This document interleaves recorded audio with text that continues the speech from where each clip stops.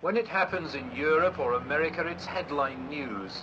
But in Turkey, they take it for granted that getting a tank full of petrol will take all day. There are only two kinds of garages here, those closed for lack of petrol, and those under siege by hundreds of motorists, waiting not always patiently in queues often miles long. And if that fails, well, some people have just given up the struggle. And it's not just petrol. There's no point at all in queuing for some things that we regard as basic essentials. The shops are stocked, but it's all local stuff.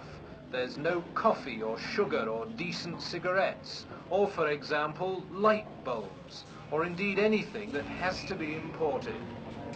The problem is that Turkey, quite simply, is broke. 3 years ago it was booming with one of the highest sustained growth rates in the world. Now its trade gap is one of those figures so astronomical as to be meaningless to most people. More than £1 billion this year. Inflation is around 70% and rising. Unemployment is 25% and rising. And a combination of being out of work and broke and unable to buy things, even if you do have a few lira in your pocket, has led inevitably to internal strife. More than 600 people have died already this year in factional fighting between various political groups, and the army are on the streets. Nearly a quarter of the country is under martial law, a major blow to a nation that has spent half a century living down its past and earning a reputation of democracy of which it was proud. Now that democracy is threatened by a weak coalition government incapable of tackling the escalating problems. From localized incidents, the violence has been steadily growing. In Adana, for example, 803 people are standing trial, in which over 100 people died. They're not the usual activists who get caught up in such incidents. They include housewives and school children, professional people and unemployed labourers, and 330 of them face the death penalty if found guilty. Whatever the outcome of the trial, it'll almost certainly be the signal for yet more violence.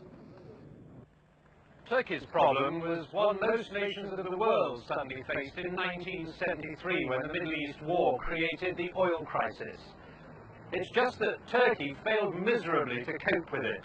While the world was in recession, Turkey turned a blind eye to reality. And when reality caught up, it started borrowing to forestall economic collapse. And now it's sliding rapidly into bankruptcy and political chaos. And although Turkey owes more to Eastern influence than Europe and the West, its problems are of major concern to us, because Turkey is the southeastern cornerstone of NATO.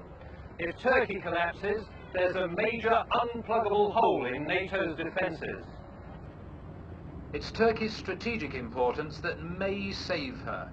Standing as she does at the crossroads between Asia and Europe, Turkey is necessary to the Western powers and coveted by the Russians, whose ships must pass through the Bosporus en route from the Black Sea to the Mediterranean and beyond. And so Turkey's allies, out of necessity rather than desire, are preparing to try and bail her out, accepting that they may have left it too late. This is Keith Graves in Istanbul.